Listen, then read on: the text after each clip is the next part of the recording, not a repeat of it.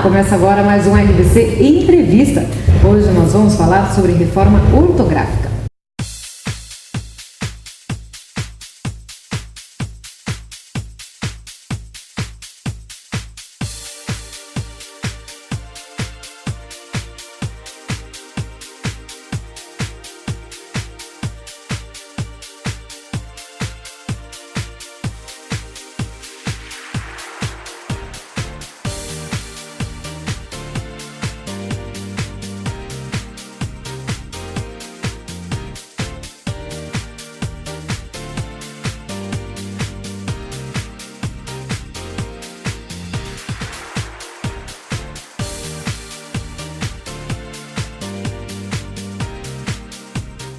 Estamos aqui com Alessandra Junqueira Vieira, que é professora de língua portuguesa aqui na FAP, que é a Faculdade de Pindamonhangaba. Ela trabalha também como professora efetiva da rede pública estadual, onde já atua há 17 anos.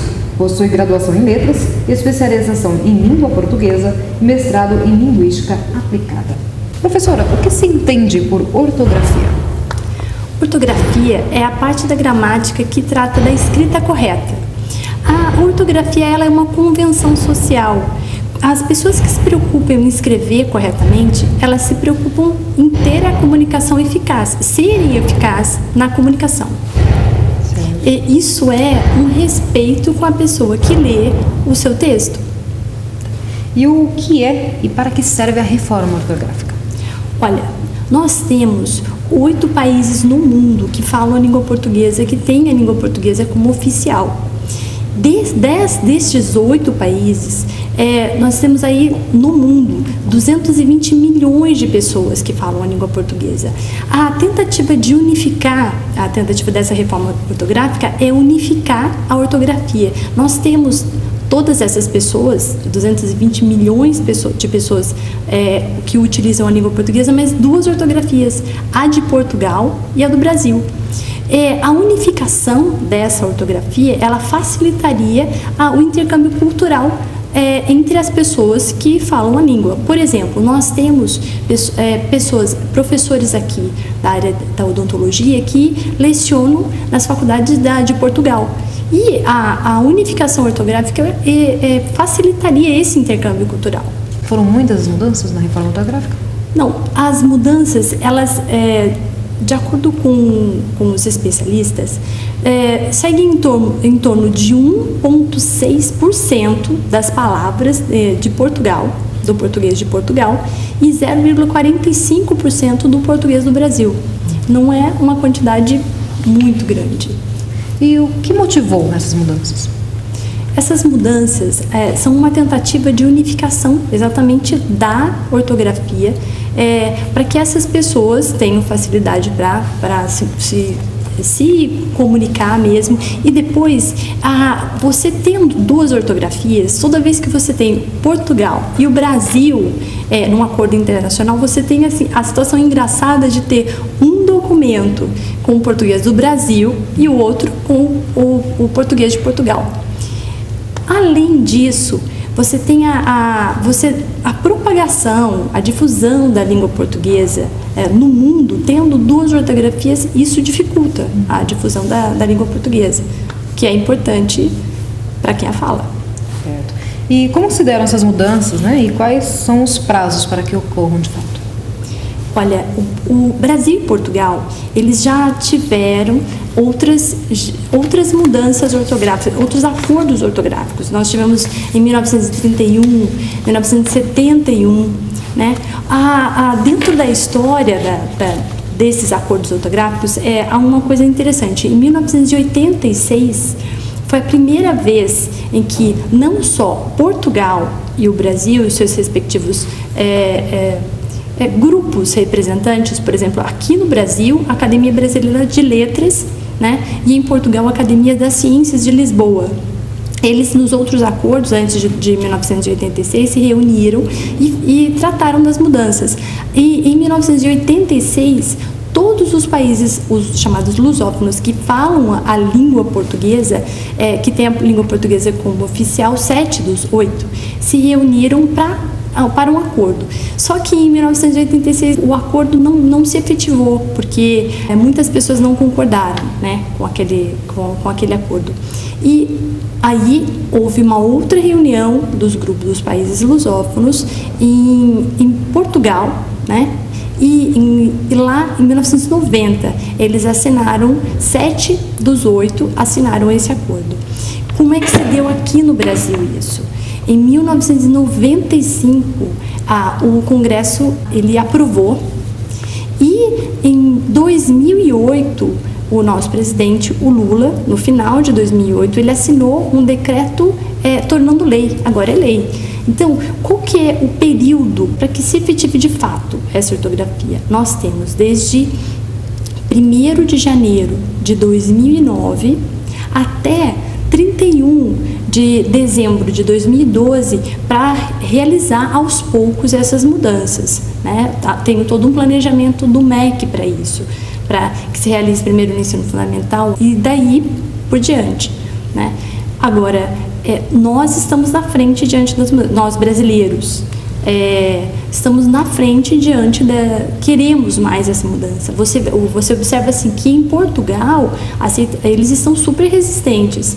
Há até uma discordância lá. A ministra da Educação resiste, a ministra da Cultura já diz que a mudança vai acontecer, mas a questão é que aqui no Brasil já está bem adiantado. E também tem um caso dos livros, dicionários, que vai ter que mudar tudo, né? Por isso que até 2012 está tudo... É muita coisa. Muita coisa, né? E quais foram? Nós temos, nesse acordo de 1990, ficou determinado que tanto a Academia Brasileira de Letras quanto a Academia das Ciências de Lisboa, ambas elaborariam o vocabulário ortográfico da língua portuguesa. Aqui você encontra nas livrarias já o VOLP, que é o vocabulário ortográfico da língua portuguesa, com 350 mil palavras já. E já com as modificações. O Aurélio Grande, o pequeno já saiu bem antes, mas o grande já está na 4ª edição. Quais foram as mudanças na reforma ortográfica? Começando pelo alfabeto, que ele tinha 23 letras, agora incorporaram as letras W, Y e K, W e Y. Além disso, nós temos o trema, né, que foi abolido. Em Portugal, esse trema já foi abolido há meio século já. Então, aqui no Brasil, agora, isso é que veio acontecer. Além disso, nós tivemos algumas modificações com o intuito de facilitar. Na verdade, a evolução da língua natural é que tem que se facilitar mesmo. E na língua portuguesa, a maioria das palavras, elas são paroxítonas. O que é isso? São palavras fortes, tônicas, na penúltima sílaba.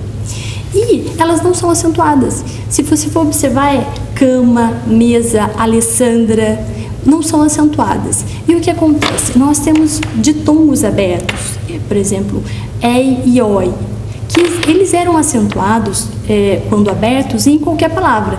Herói, ideia, né? Agora, quando eles caem na paroxítona, deixou de ser acentuada. A palavra deixa de ser acentuada. É o caso, por exemplo, de ideia, heróico, tá? Deixou de ser. Essa modificação, você mudar o modo de escrever uma palavra é muito difícil. Mas pensando na simplificação, também outra coisa que aconteceu. Por exemplo, a regra de acentuação para I e U, elas são difíceis.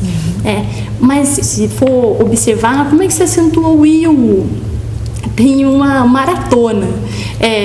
Você acentua o I e o U quando forem a segunda vogal do hiato, quando forem tônicas, quando não for seguida de NH. E agora acrescentou-se mais a ideia de que quando cair na paroxítona e tiver ditongo antes, não serão, a U e o U não serão acentuados. Mas por que? Nossa, dificultou. A ideia das outras, né, de paroxítona não ser acentuada, mas ele entrou nessa ideia. Bom, outra coisa assim, outra mudança que aconteceu, olha, em 1971, a mudança de 71 que aconteceu em 1973 em Portugal, acentos diferenciais, por exemplo, de palavras como ele, que é pronome, para diferenciar de L, letra, o ele tinha acento circunflexo no E, para diferenciar do L. E outras mais caíram. Agora, ficou, para quem gosta de facilitar, ficou ótimo, porque muitos acentos diferenciais, como para verbo, ele tinha acento circunflexo no A, para diferenciar de para preposição. Caiu, não tem mais. Pelo substantivo tinha acento para se diferenciar de pelo caminho. O que sobrou? Os únicos acentos que sobraram diferenciais foi pôde, verbo no passado, para se diferenciar de pode. O pode tem acento circunflexo e pode não. E por, no sentido de colocar, tem acento para diferenciar de pôr um caminho mais curto, de preposição. Quanto às mudanças, nós temos assim curiosidades, né? No estudo delas você vê curiosidades. Por exemplo, em Portugal, eles têm, no português de Portugal, muitas palavras com consoantes mudas. P mudo, C mudo. Você escreve adopção e lê adoção.